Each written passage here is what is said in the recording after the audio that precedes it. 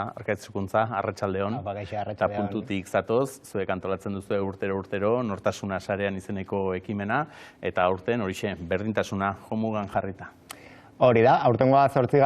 edizioa da jada, beti saiatzen gara gure alorrean, komunikazioan, teknologian, eta dagoen gairen bat hartu eta hori ondo jorratzen.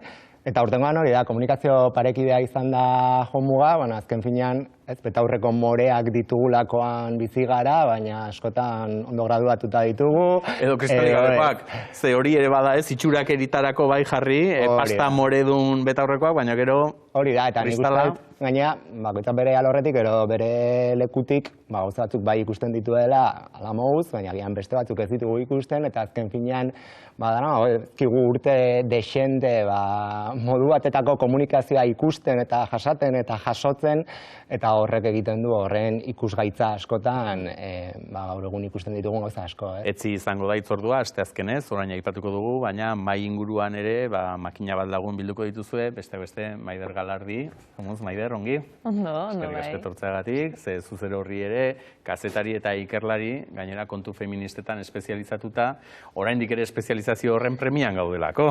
Bai, gaude, ni neroni ere, beti behar da okulistaren gana jun eta diotriak are gehiago graduatu nik uste etengabeko ikasketa bat. Kritika egiteko autokritikatik abiatu behar da. Erabat, bai. Beldurra diogu. Beldurra, bakarren batek koloreak ateratzen dizkigunean gaizki, baina gero ja norberak gainera aitortzeak ere... Bai, nik esatet askotan ere beldurra diogulako gure toki privilegiatu horri uko egiteko. Eta autokritika egiten dezunean edo bestera batera begiratzen dezunen mundua, zuzer horri ere nundik ari zean kontatzen edo ze begira daukazun ere hauzitan jartzen dezunean, beldurra ematen diogu. Bai, erderaz esaten da, ez da, no hay peor ciego que el que no quiere ver, eta ikusi nahi ez duenak, arek miopia noski izango duela, eta halako menik gainera, bestelakoak ikusten baditu, ez, berbada bere burua larri ikusiko duela.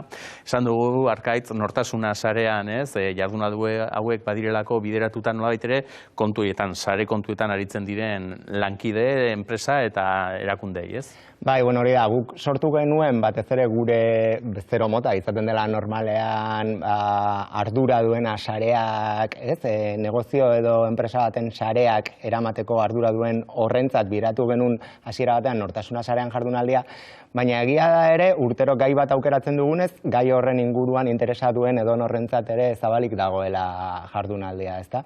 Baina bai, batez ere agian komunikatzea tokatzen zaigun ontzat interesgarria izan daiteke, ez?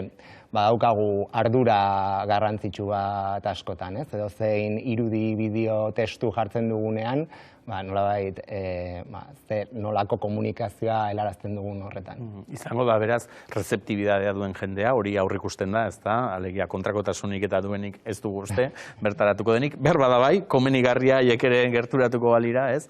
Baina lehendik ere, olako kezka bat edo badutenak, esan duzu, 8. urtea da, aurten egiten duzuena, eta beste urte batzutan ere gai desberdinak, baina beti ere, hori ez, mundu hobeago bat egingo duten eta komunikazio hobeago bat egingo duten hainbat esparrutako gaiak landu izan dituzu. Bai, hori da, gure helburu ere bada gai hauek euskeraz jorratzea, ez da erresa izaten, euskeraz jorratzea horrelako gaiak, modu doako batean, irekian, eta bai, gaiak anitzak izan dira beti, markagintza, influencer marketinga, denetarik eduki dugu salmenta, online salmenta, gaiak ezberdinak dira, eta beti ere saiatzen gara, agian fokoa jartzen guk gure egunerokotasunean ikusten dugun garrantzia ematen diogun horri edo.